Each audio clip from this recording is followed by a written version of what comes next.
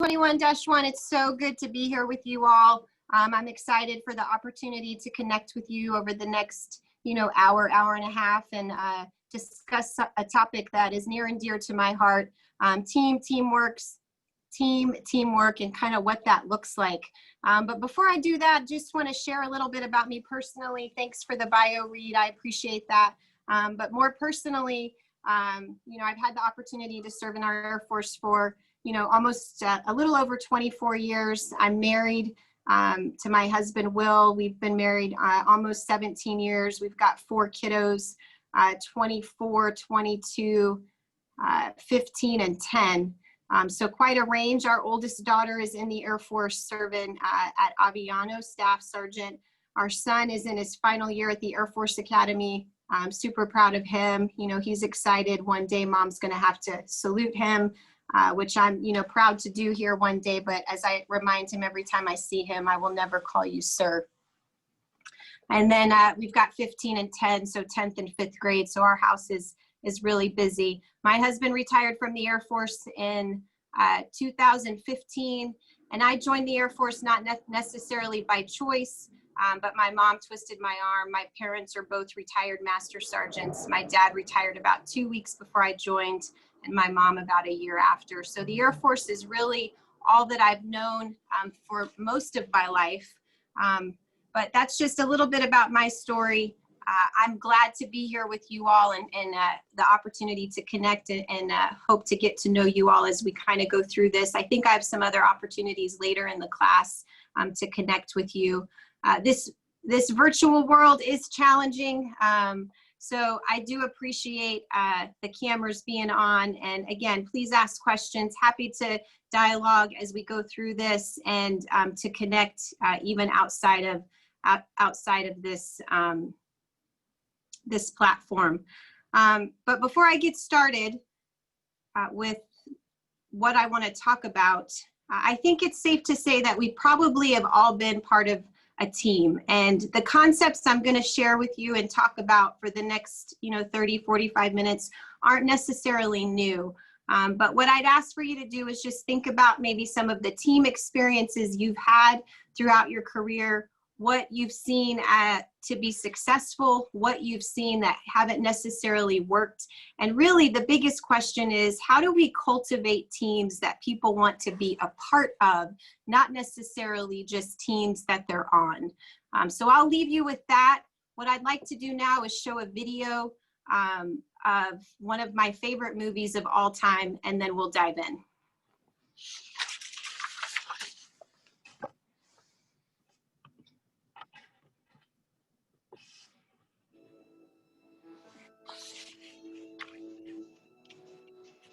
You look like a bunch of 5th grade sissies after a cat fight. You got anger, that's good. You're gonna need it, son. You got aggression, that's even better. You're gonna need that too. But any little 2-year-old child can throw a fit. Football is about controlling that anger, harnessing that aggression into a team effort to achieve perfection. When you put that uniform on, that Titan uniform, you better come to work. I think you're nothing. Nothing but a pure waste of God-given talent. You don't listen to nobody, man. You can't run over everybody in this league. And every time you do, you leave one of your teammates hanging out to dry. What was that, Ray? Whatever it is, it ain't blocking. Give me a break. You want a break? I'll give you a break. Me and Julius. Wait a minute. Just let them we in. get to rev once, just one time. I swear to God, I'm gonna hit you so hard by the time you come to. Ooh, boy, you're gonna need a new haircut. You understand me? Let's play, fellas. You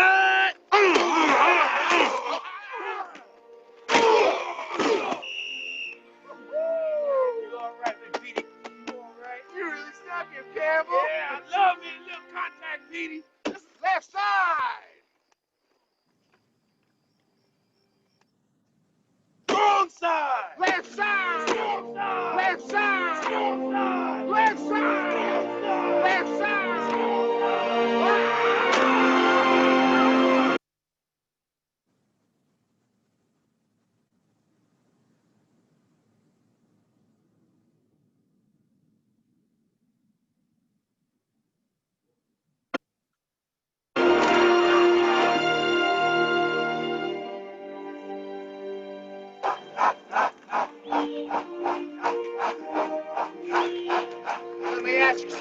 Mr. Campbell? Uh-huh. What kind of power you got? Oh, man, you know I got some soul power. What kind of power you What got? kind of question is that? I got soul power. Yes, you do. Right on. Let me ask you something, Mr. Bertier. Yes. How strong are you? I'm too strong. What? How strong? I'm too strong. How strong? Too Oh, strong. right on. I want a victory. Oh, I want a victory. I want a victory. I want a victory. You want a victory?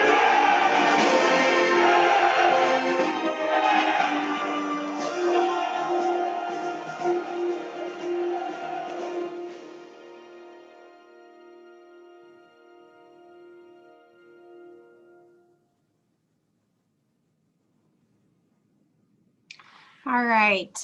You know, that's just every time I see that, it gives me chills. If you think about, you know, teams and teamwork, just so many examples just in that, you know, 2.5 minute short clip, you know, the dynamic of a team, you know, people of all, you know, of all types coming together, different personalities, they're coming together for a common cause. They're giving each other honest feedback. They're sticking up for each other. They're calling people out when they're not doing their part. They're motivating people to up their game, you know, and they're being the example and showing and encouraging each other to be and do better. I love that movie. I love that clip. And I really think that that's what's all about. Up on the screen now are some common thoughts about teams. None of these are new, and I'm sure in some form or fashion you've probably, you know, heard or seen these or read things or maybe, you know, have said them yourself. And I'm confident that you've seen some of these play out in your work centers, maybe in your family, maybe in other relationships that you have, maybe even in just the 2 weeks you've been in class. But let's just talk about just a few of these. That first one, you know, great team have a great culture driven by leadership and relationships. I'm a firm believer that leadership, mentorship, followership, you can't have any of that if you don't build strong relationships. If we don't get to take the time to know people, it's hard for us to lead them. If we don't take the time to get to know people, they don't want to follow us because they may assume that we don't care. If we don't take the time to get to know them, trying to invest in them probably is not likely through mentorship. So relationships matter when it comes to teams and teamwork. How many, I'm sure a lot of you have been around folks and there's that one person on the team that can actually make or break a team. Unfortunately, I've had those experiences and they do that in a variety of ways, right? They gossip about people, maybe they withhold information, maybe they don't value everybody else on the team, or maybe in some cases their ego takes over. But all of those things affect obviously how a team operates. You know, my ask of you is, you know, sit back and think about at some point, maybe we're all guilty of that. But it goes back to one of my starting points, which was, are you on a team or are you part of a team? And it takes all of us to make sure that we're doing our part on a team. And when we have teammates like that, that we're calling them on the carpet so that they don't affect the entire team as a whole. Recognizing that everybody has strengths and not only their strengths, but maybe where do other teammates need to, you know, help with their weaknesses. That's important. Kind of goes back to, do you know your teammates? Do you know what they bring to the table? And holding each other accountable. How many of us let our teammates slide? I know I've done that before. I'm sure you all have too. But sometimes, you know, we have to have those hard conversations. And the hard conversation, it really all depends on how we handle it. If we pull a teammate aside and, you know, we're all in their face versus, you know, maybe understanding where they're coming from, that's going to make a big difference about how that team gels. So just a few common thoughts there. You know, again, successful teams, you know, I think we've seen them, and I'm sure you've seen them throughout your career. I'd encourage you just to think about what that looks like for you.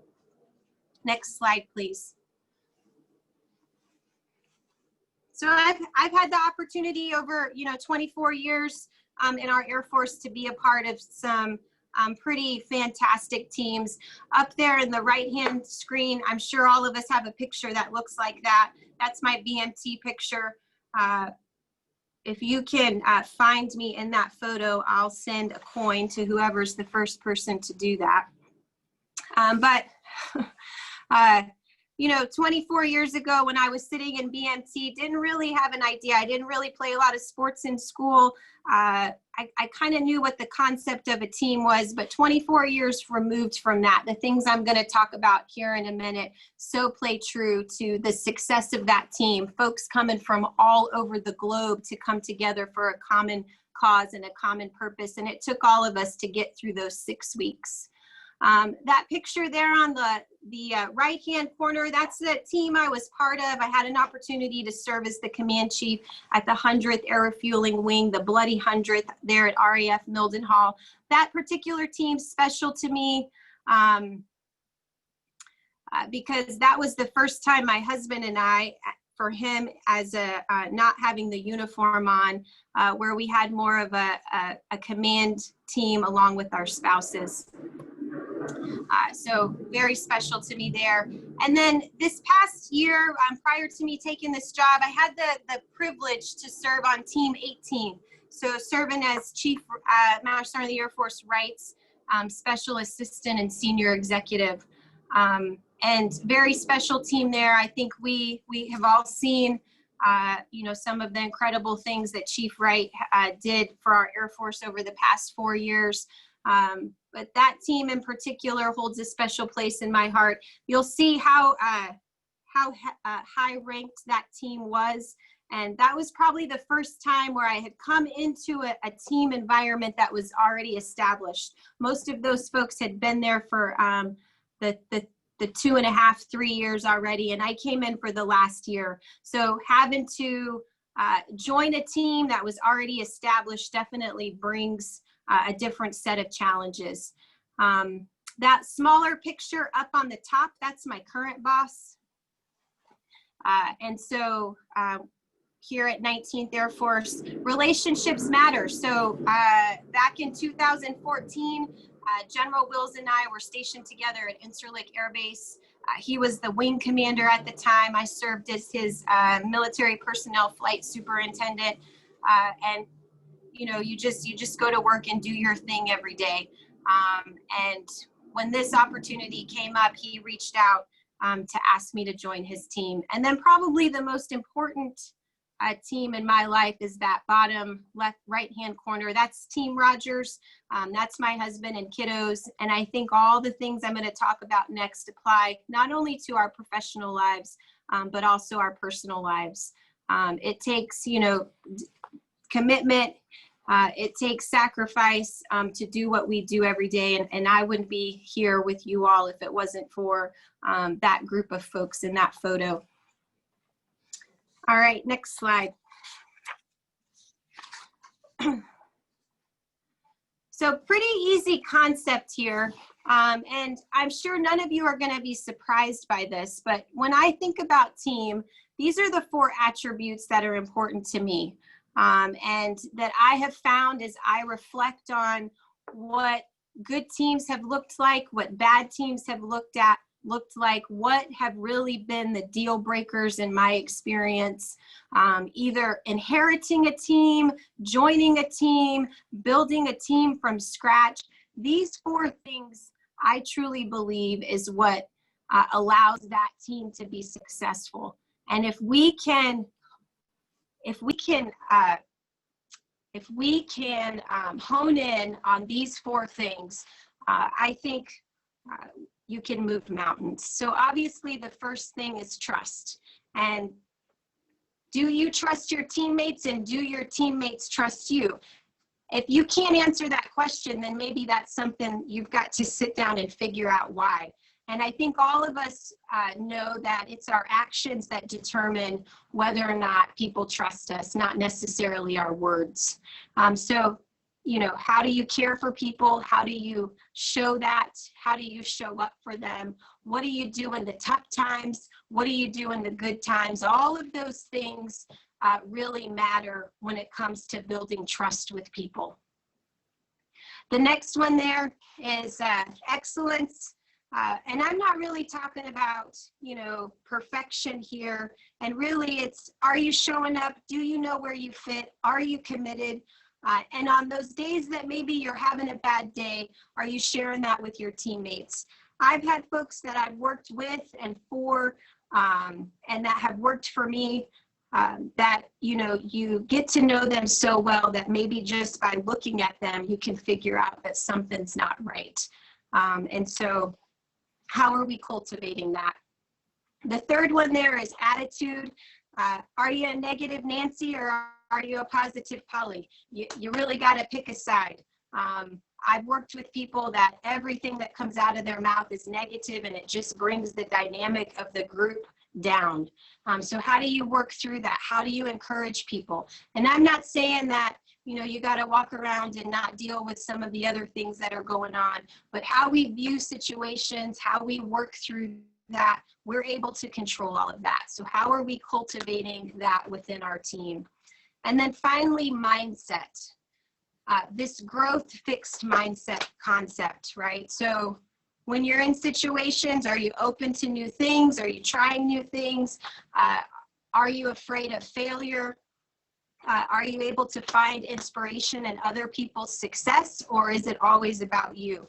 Are you able to accept criticism and feedback and not hold it against the person that gave it to you? Or do you ignore that feedback and try not to improve? From a fixed mindset perspective, do you stick to what you know, or do you give up easily and when it gets tough? You know, I have a 15-year-old daughter. Her answer right now to everything is to quit. She joins a sports team, isn't winning or doesn't like the coach, and she wants to come home and quit. So we're working through that as a family. But regardless of what kind of team, I really do believe these 4 things will help any team be successful, and we just have to be deliberate and thinking about it. Next slide.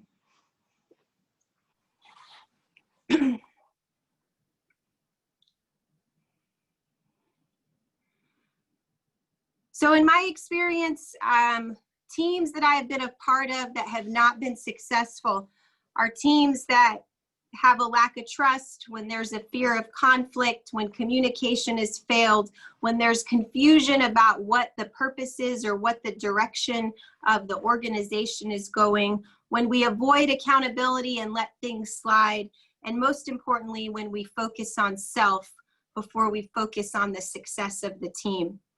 This is a team I was part of about 5 years ago when I served as the commandant of the Irwin PME Center at Okinawa. When I look at this picture, a lot of emotion today as I share this with you all. If you had asked me about this photo 5 years ago, I would have told you that I saw a rocking team, a family, a team that laughed, a team that had conflict, a team that had challenges. And what I see today is a lot of pain. So in that photo is a teammate that I lost about 5 days ago to suicide. And it's tough to look at this photo because I had to make the phone calls to most of these folks to share with them our loss. And so my ask of you, in addition to what I've already shared, is to make sure, even with trust, excellence, attitude, and mindset, that we're taking that extra time to really care about the folks that we work with. None of us saw it coming. A lot of us have questions. We truly believed we knew each other. But I think what this photo shows to me, and it's a reminder that we never know the burdens, the struggles that people carry. And so it's contingent on all of us, regardless of what our rank is, regardless of how much time we have, to make sure that we're connecting with folks. Teammates, we're in unprecedented times within our Air Force, within our country, with this COVID environment that we are in. And so we need everybody on board. Our Air Force needs you. Our Air Force needs your leadership. We need your commitment to the airmen that you are charged to lead and mentor and inspire and motivate. And we need everything that you have to give. And teamwork is how we do that. It is this business that we do is not about any of us individually. It's going to take all of us collectively. We're counting on you. Again, remember, trust, excellence, attitude, mindset. It will carry us far. And I appreciate what you all do and what you bring every day. So with that, I would love to open it up for questions. I'll turn it back over to the moderator.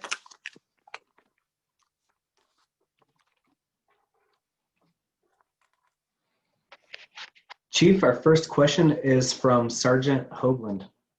All right. Chief Sergeant Hoagland, Flight Chair Force 1. I was wondering, with the current rate of suicides we have, what steps are being taken from the top to get that number lowered?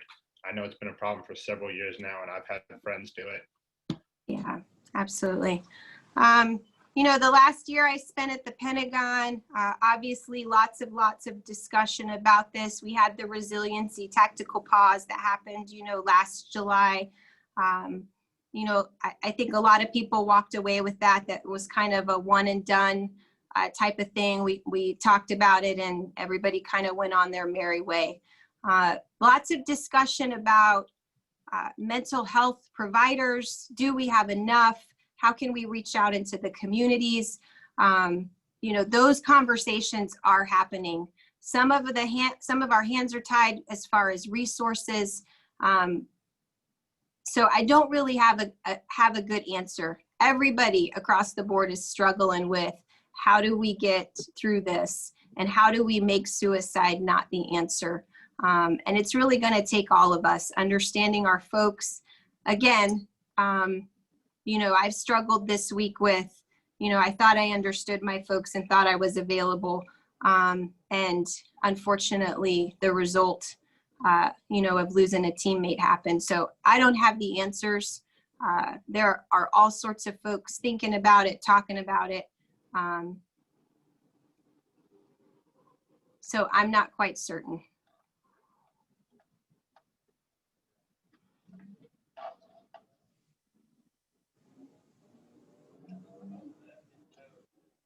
Chief, at this time, we do not have any further questions in the chat yet. We have had a lot of attempts to find you from your basic training. All right. So who was the first one?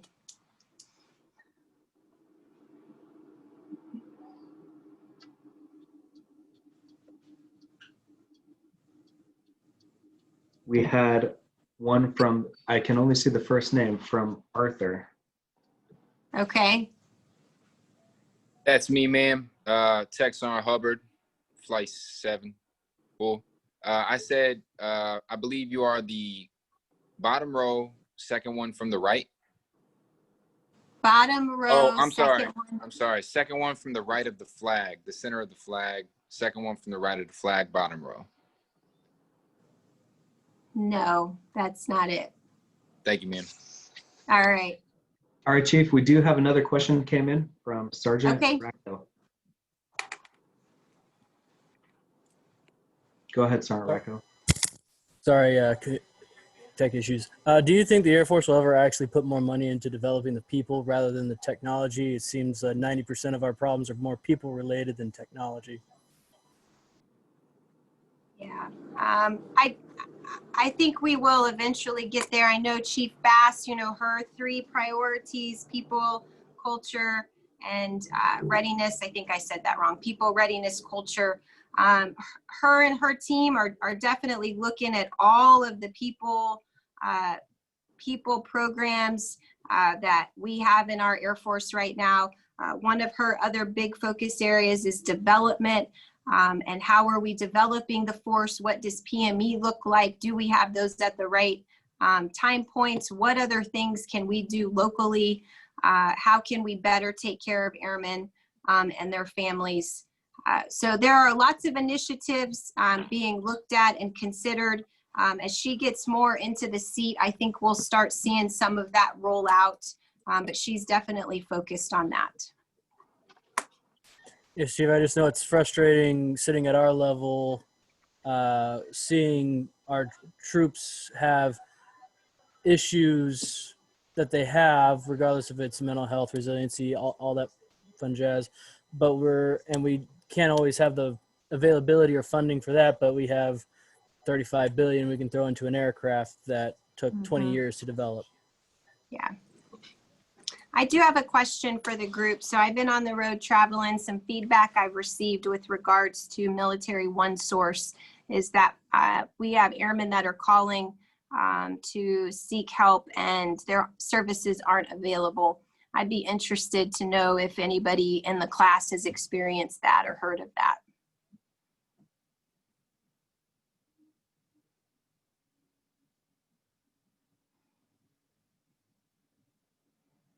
All right. And Chief, I've seen it before. There's two routes that they go. Certainty is from Flight 2. So if you're already going to mental health, they typically don't see you, depending on your procedures.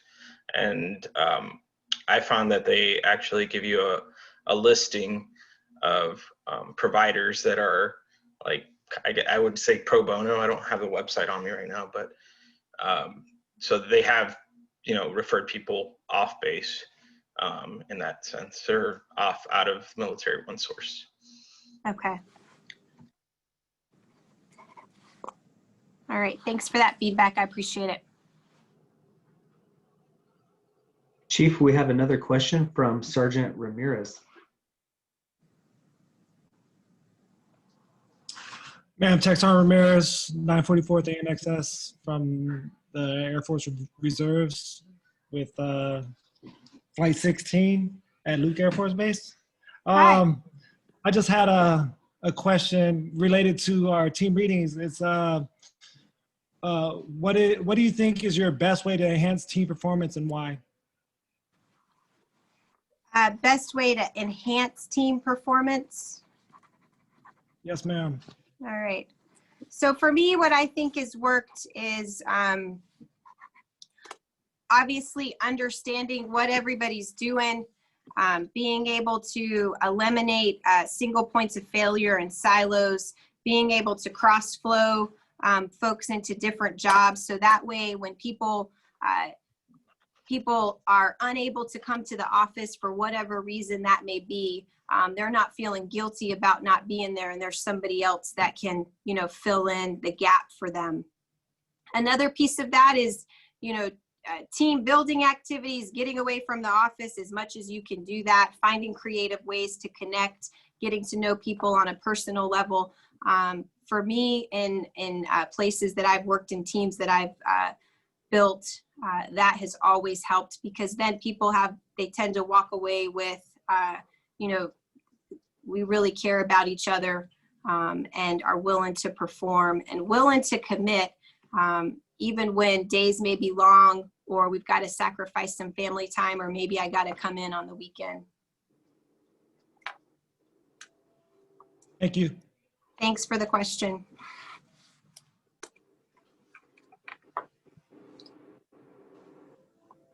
All right, Chief, we have another question from Sergeant Sarah Calhoun.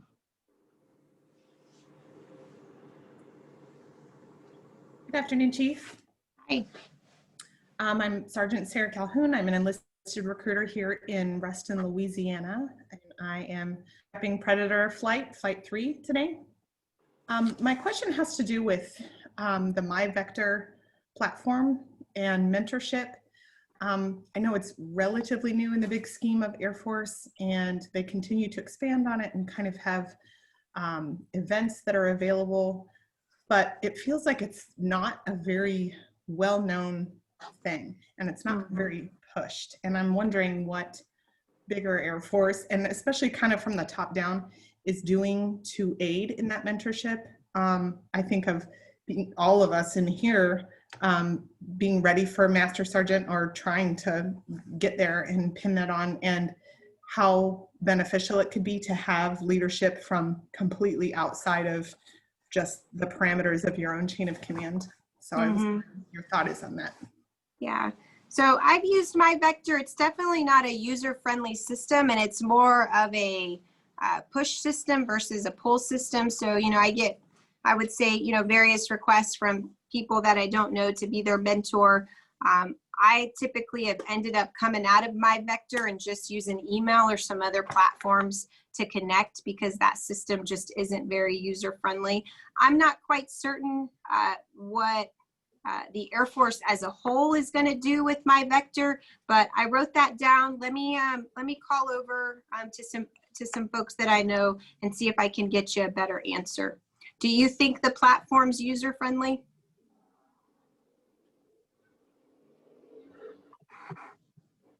Sorry, ma'am, I was muted again. No, I found it really not friendly at all, actually. It was funny to hear you say that. Right.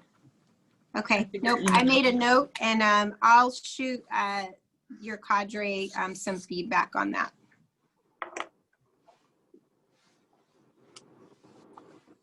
All right, Chief, we have our next question from a Greg M. Hey, Chief, how are you doing today? Hey, I'm good. How are you? I'm excellent. So, ma'am, I have a question for you. My question stems from, as you've progressed through the ranks, how have you utilized your rank and your position to overcome biases? That's a really good question. So a little bit about, let's see, obviously when I came in the Air Force, and I'm sure it's the same with you all, depending on your AFSC, there's a lot of women that are in personnel. So, from a gender perspective, didn't really deal a whole lot with that. As I got more senior, sitting in certain kinds of meetings with senior leadership, I think I started to realize the gender biases a little bit more frequently, where maybe people, don't value your opinion or your perspective, or they kind of look past you, or maybe they talk over you. All of those things have, I've encountered in some form or fashion. And I would say early on, I really wouldn't address those things. I'd just kind of roll with it. I think now I'm much more comfortable in speaking up and pulling people aside and talking to them. And sometimes people don't recognize it, but I have found other times people have. Something else that I have experienced throughout my career, so I do come from a biracial family. My mother is Caucasian, my dad is African American, and a lot of people don't recognize that when they look at me.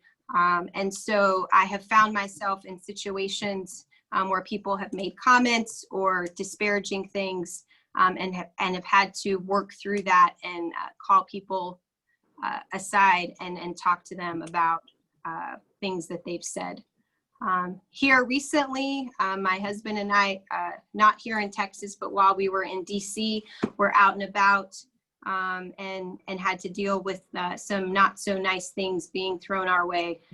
It happens, unfortunately. I think the other piece of that is talking about it. So I often find myself in meetings with mostly men, mostly Caucasian men. And so sharing stories, sharing things for them to think about, sharing experiences that they may not have known, is how I'm continuing to work through that.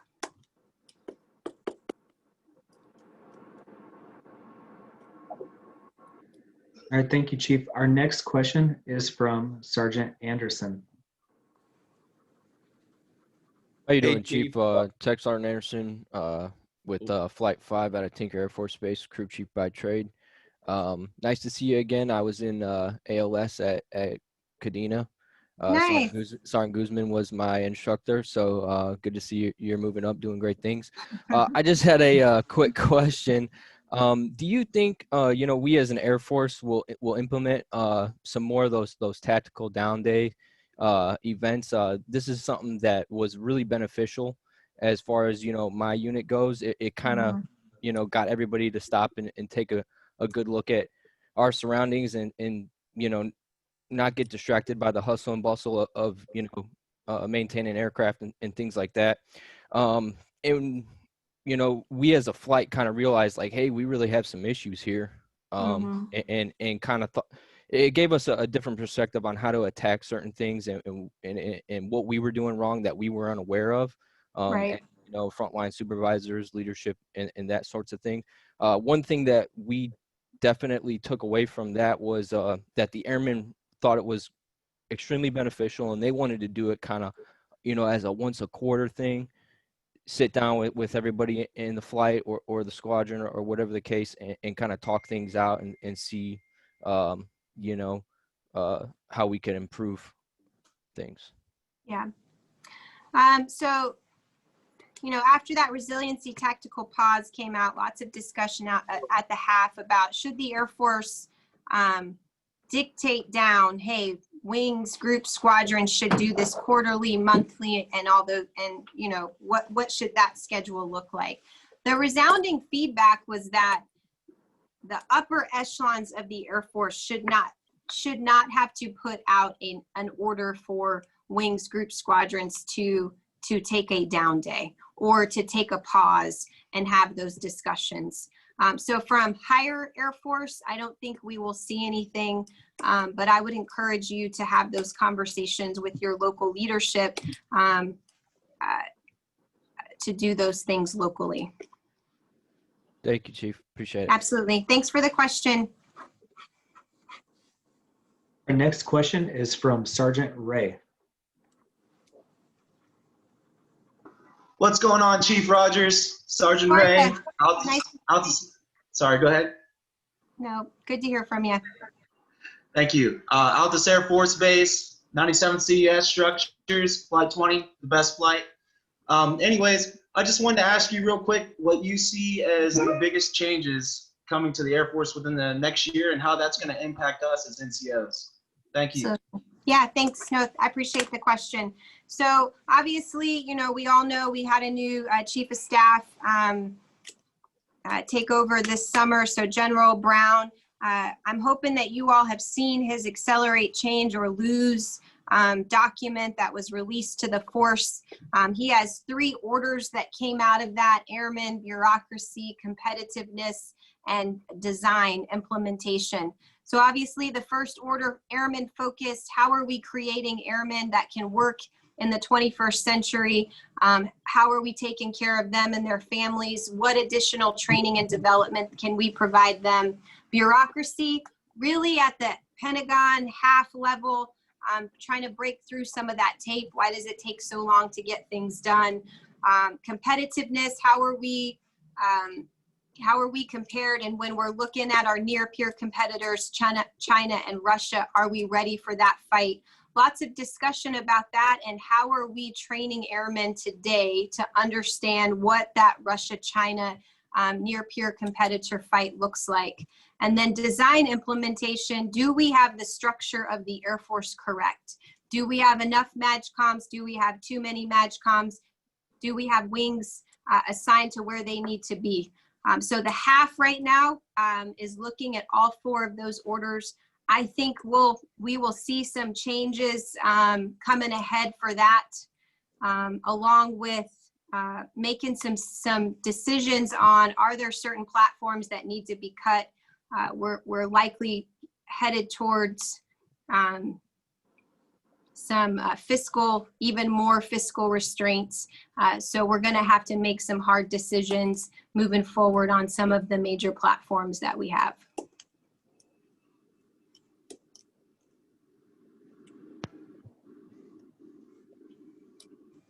All right, thank you, Chief. Our next question is from Sergeant Sosa. Hey, Chief. Hi.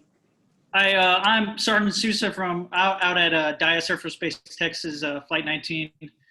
I just noticed that this is about the suicide rate stuff you were talking about.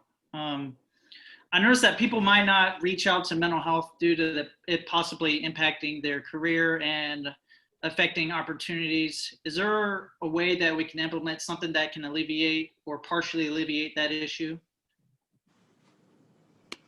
Yeah, I know that has been a significant topic of discussion. When I was at the Pentagon with Chief Wright, we had lots of conversations with Intel, security forces, do not arm process and procedures. Let me reach out to them and see how much further that conversation has happened, and I'll send an update to the team there to share.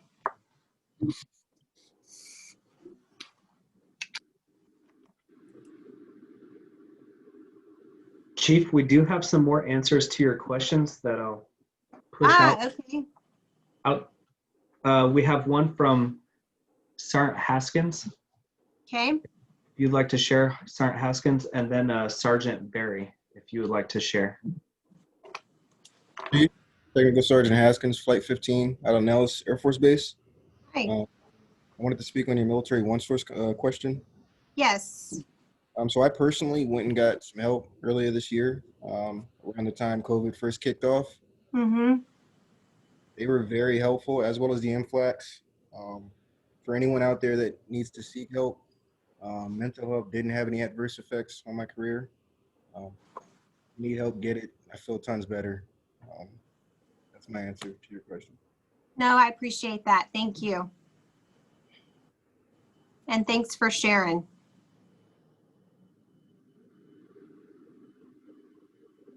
Thank you, Sergeant Haskins. And then I believe Sergeant Barry was answering your question as well. Okay. Hi, ma'am. Sergeant Barry here from Shaw Air Force Base. Hi, Sergeant Barry. Flight 15. So my main, the point that I really wanted to make is that whenever people do reach out, their PCMs, because that's typically who you see first as your medical provider, they will push you to go to behavioral management first because they don't want it to affect your career if you go to mental health. So it's been my experience that it's kind of a joke because if you do seek out BHOP, they don't really take you seriously, or they just ask you if you need medication, or if it's like a sleep, or if it's just conflict within the unit. So I think it's just really an access to like quality care from a provider. They're very time restricted. They have other patients to see that might have different issues that seem more pressing. So I think by the time that an airman or an NCO has enough anxiety or even the courage to go to mental health, it could be too much or it's too late. Nope, that's good feedback.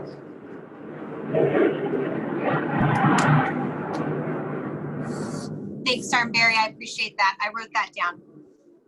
No problem, ma'am. All right, Chief, our next question is from Sergeant Sutter.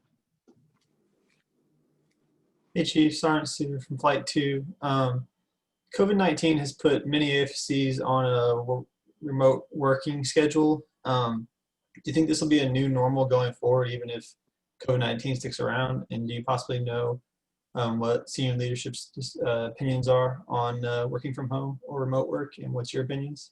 Yeah.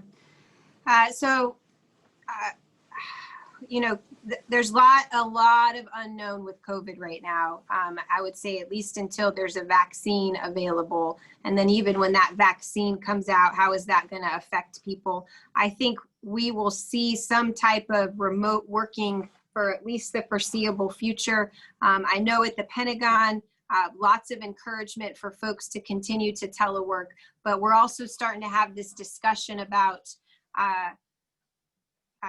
the mission and people coming in, and when do we bring people in, and all of those things. There's a balance that has to happen, but there's also things that have to get done in our Air Force. And as we look at defense, what does that look like? Because deployments aren't going to stop, our enemies aren't going to stop. So we've got to figure that out. I think the thing that we're struggling with, though, is obviously with capability. The Air Force worked pretty fast to get CVR and some of those things up on board, but not all of those things are accessible. Access to secret systems, people can't work from do those things from home. Do we have, the gear and the resources to modify buildings and do some of those things? Obviously, all of that costs money, and where is that money going to come from? So there's a balance that we're facing right now. I hope that we get back to some normalcy. I like, virtual capability, but I also don't want us to get accustomed to it, because then I think it's the easy button as we move forward to say, hey, well, we put all of enlisted professional military education virtual. Why don't we make that permanent? So I think if we're in this much longer, folks are going to get accustomed to this type of environment, and then they may make some permanent decisions moving forward. Thank you, Chief. Thanks. Our next question is from a Sergeant Zick. Hey, Chief, Sergeant Zick here. I'm stationed at Barksdale Air Force Base. Hi. My question is, how have you been able to balance, obviously a very successful Air Force career with like deployments and everything, as well as having a healthy like marriage and home life? Yeah, that's a great question. I don't necessarily know if I believe in the word balance, but I think finding harmony, and don't get me wrong, marriage is not easy. My husband and I have had, several bouts of being in the Valley and having to work through some relationship challenges and issues. But, communication is key, kind of understanding when I have to surge and when he has to surge, being able to predict, hey, I'm going to be on the road for 2 weeks. What's your schedule? And are you going to be present with the kids? And then when we are together, lots of quality time. I'm a believer now that quality versus quantity is really more important. So when we're together, we're present, and we try to make the most of that versus, we're just kind of in the house together for multiple, for a few days. It's hard, especially when you have, kids at the peak of our careers when we were both serving and all 4 kids were in the house. We had a high schooler, a middle schooler, a kindergartner, and a newborn. I wish that I would have asked for help a lot earlier in my career, but as I got older and I think just much more comfortable, it's much easier for me to ask when I need help. And having a housekeeper is always good. Yeah. Awesome. Thank you. Our next question is from Sergeant Jones.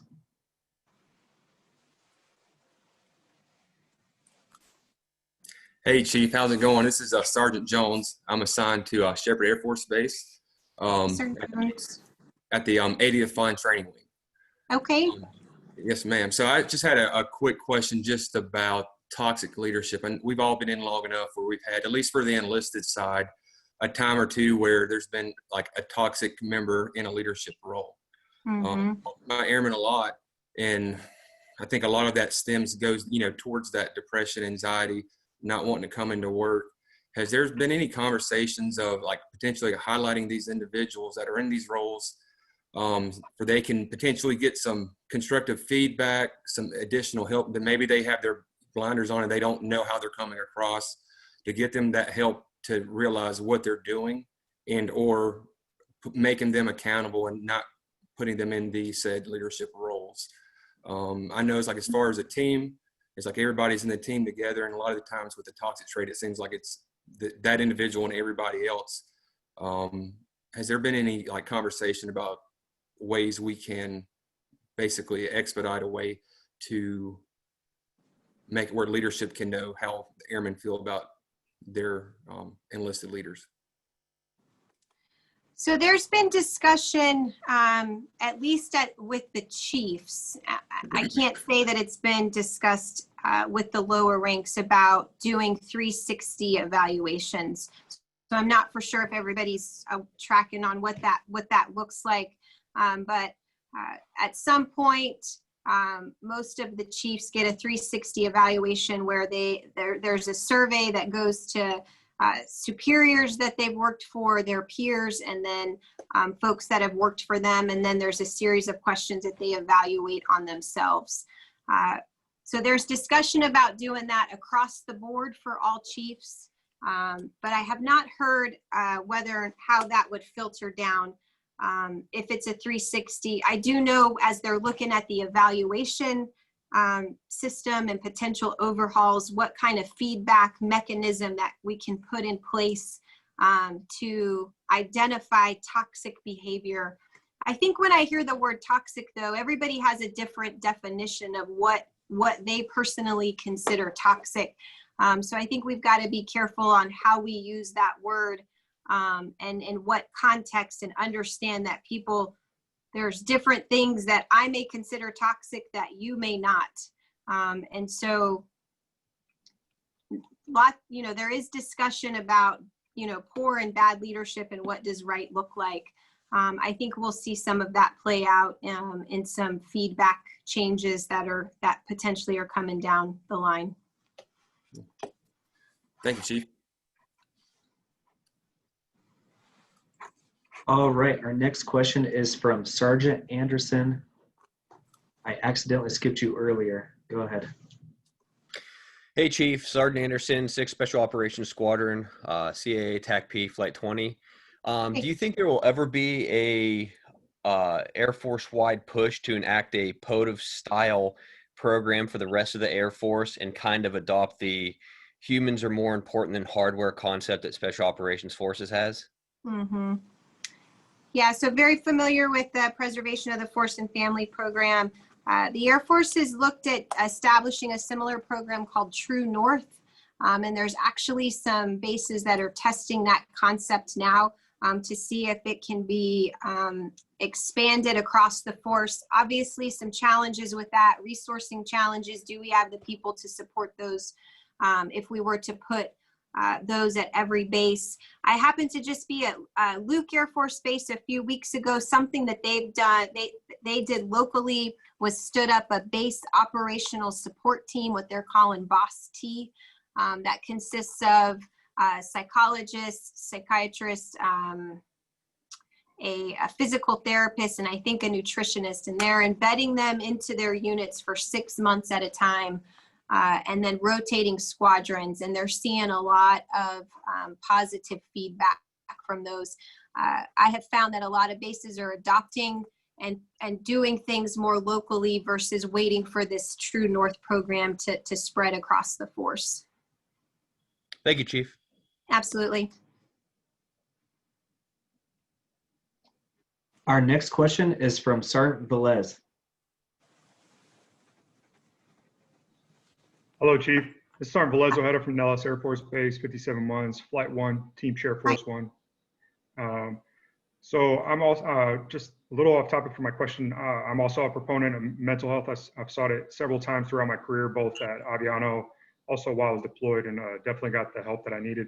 One thing that I see that's positive at Nellis is I have an MFLAC embedded within my unit, and he's here for longer than 6 months, so I think it's more beneficial for him being there longer because you get to build that personal relationship.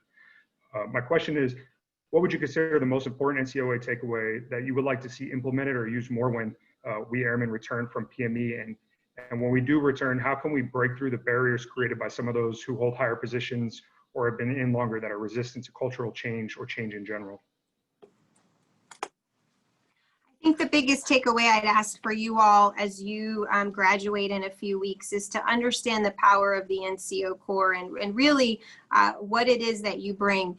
Yes, there are a lot of us old folks that are stuck in our ways, but if our Air Force is going to move forward and we're going to be competitive and stay, the best Air Force in the world, we need your ideas and we need your thoughts, and we need better ways to do business.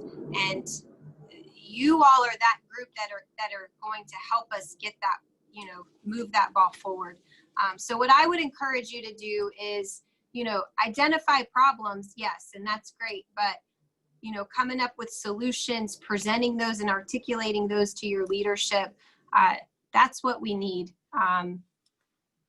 from specifically this group. And then obviously growing the next generation of airmen. You all are the touch point and the linchpin for how successful our airmen are.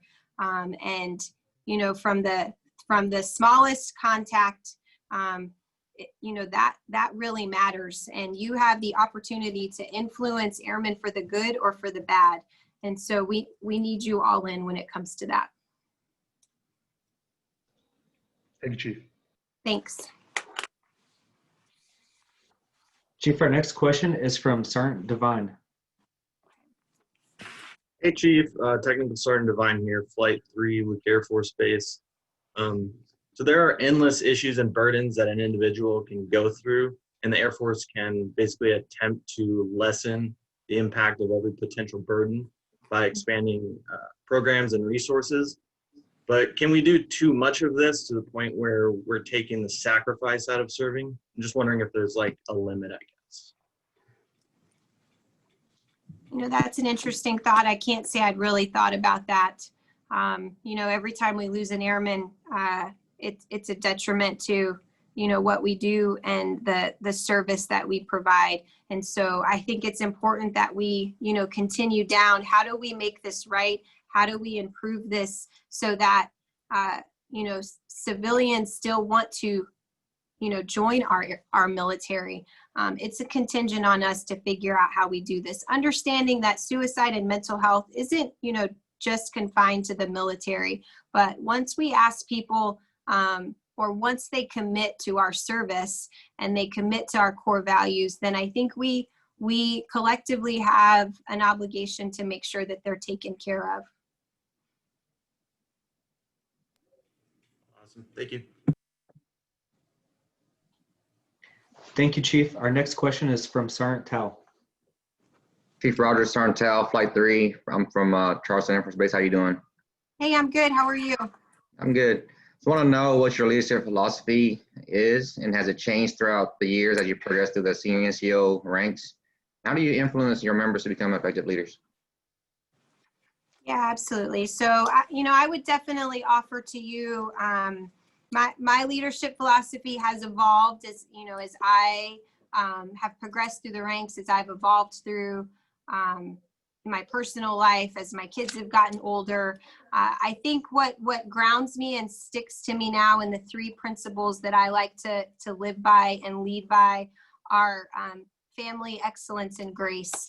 And so for me, family is not only my personal family, but those that I'm surrounded by, my Air Force family and their families. And if I can keep that at the forefront of why I do what I do, it definitely keeps me focused. Excellence, that I'm showing up every day, that I'm being a good example, and living our core values. And then grace, something I've focused on more recently here in the past few years, is grace with myself, but grace with others. It's easy to judge folks. It's easy to be hard on yourself. But I think if you extend grace, oftentimes you can get to the right answer. Thank you, Chief. Thanks. Chief Rogers, we have one more question from Sergeant Bine, and then a couple more people have an answer to your question from earlier. Okay, perfect.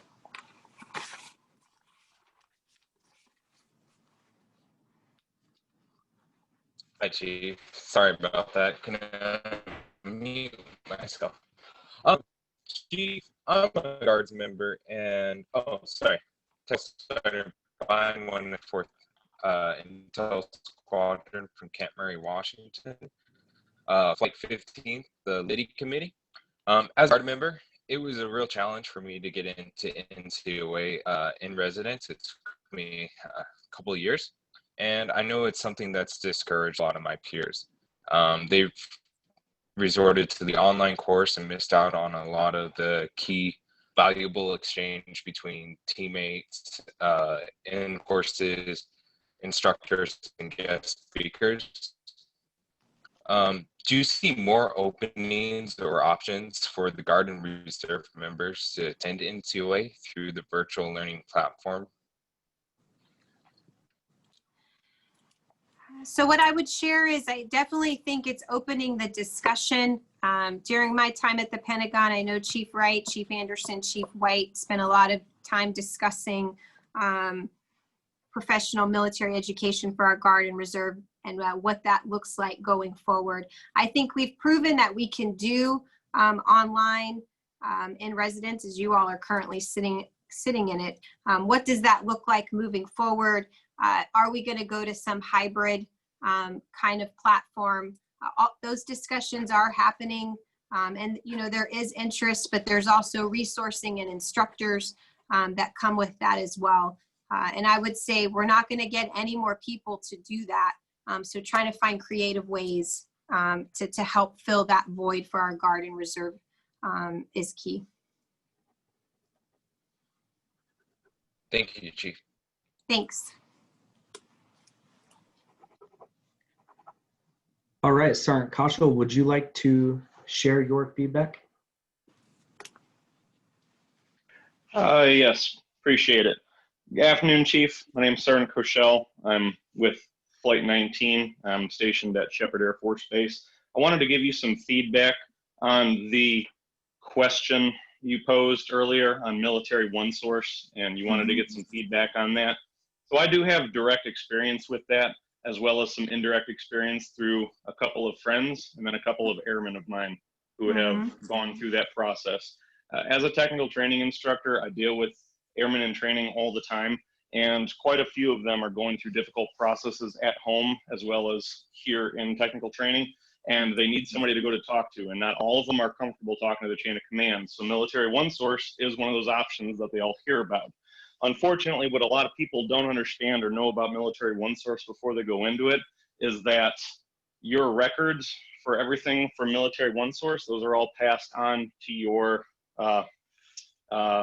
health providing team at your local med group. And that in and of itself is not necessarily bad. However, what a lot of people also don't understand is that they can be referred instantly from a military one source provider back to their local mental health if that mental health provider determines arbitrarily that they have broached into a topic that should be handled directly by base mental health and would fall directly as a line of duty determination issue. A lot of people don't realize things as simple as anxiety issues, problems coping with difficult work environments. Things such as those can have you directly and immediately referred back to your mental health team, which most people aren't comfortable dealing with in the first place, which is why they go to military one source. And I've had to share that information with quite a few people because I will not send somebody out to make an uninformed decision about something they don't know. And the sad truth of it is that a lot of people do not or are not given enough information on the process before going into it. If you need to have an in-depth surgery performed, there's tons of literature, tons of resources. You can have multiple opinions on it. You can talk to multiple providers, but with mental health, that is very difficult to do. And I'm very happy to hear that so many of my peers have had good results from speaking with mental health, from speaking with MFLEX. I, however, have not. I did self-refer to mental health at my last duty station and saw mental health for a very short period of time.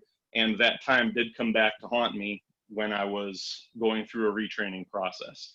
So I'm glad, again, that no one else has had those negative impacts. However, just because somebody says this will have no impact on your career, that is, at that point, will not have an impact on your career.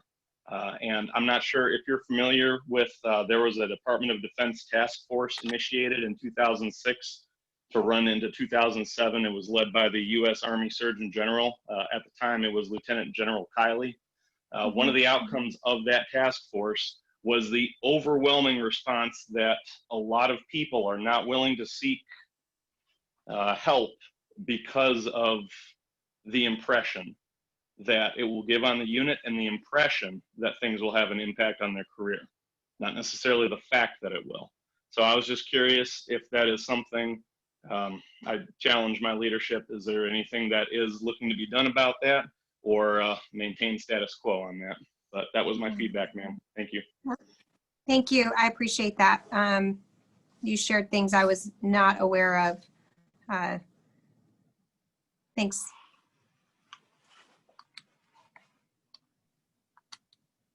All right, we had another person, Sergeant Franklin.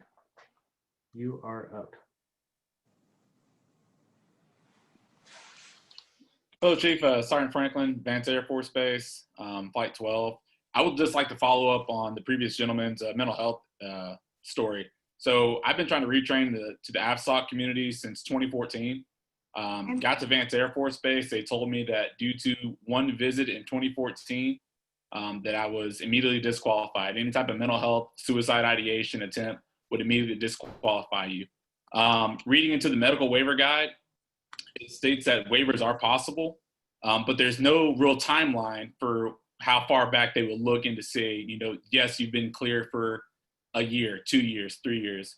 Right now, we're looking at 6 years. I haven't been to mental health for another issue like this, but they're still telling me that that one case back in 2014 may haunt me, years in the future. Well, it may not come up, but why would you hinder someone's ability to be successful in a different career field that they're happier in? They feel some type of job satisfaction. Why would you hinder that ability based on one visit that you told them, hey man, if you need help, seek that help? Well, I did seek that help, but why are you holding it against me now when I'm trying to progress in the future? So if you ever have the chance, if you stop by Team Vance, I would love to sit down and discuss, a little bit more in depth my situation with you. Yeah, absolutely. I'm actually going to be at Vance week after next. I think you'll still be in class, but we can connect then. Why don't you send me an email directly and we can chat about it? Awesome. Thank you, Chief. Yeah, absolutely.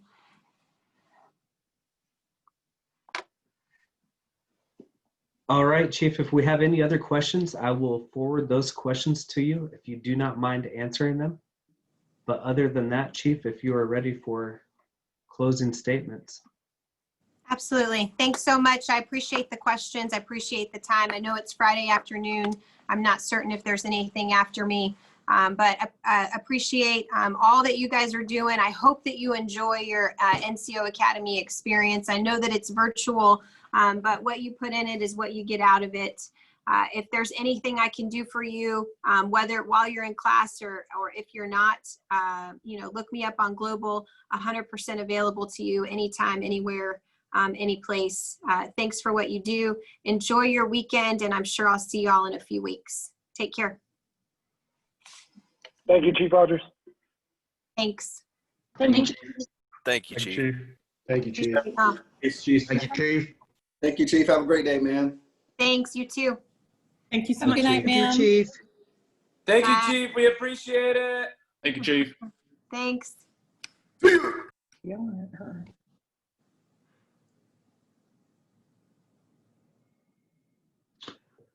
All right, Chief Master Sergeant Rogers, I appreciate everything you said today, giving us the knowledge of the experiences you've had over your excellent career.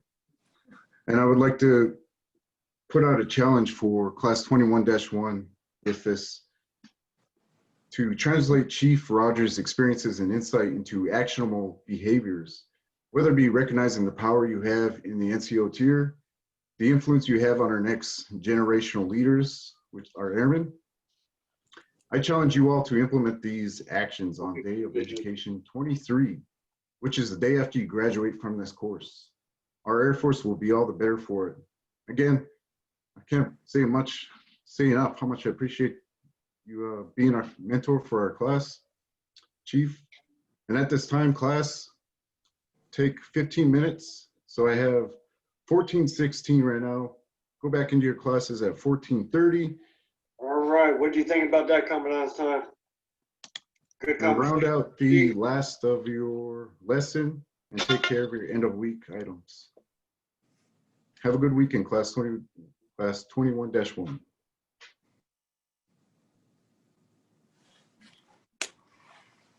Thank you again, Chief Rogers. All right.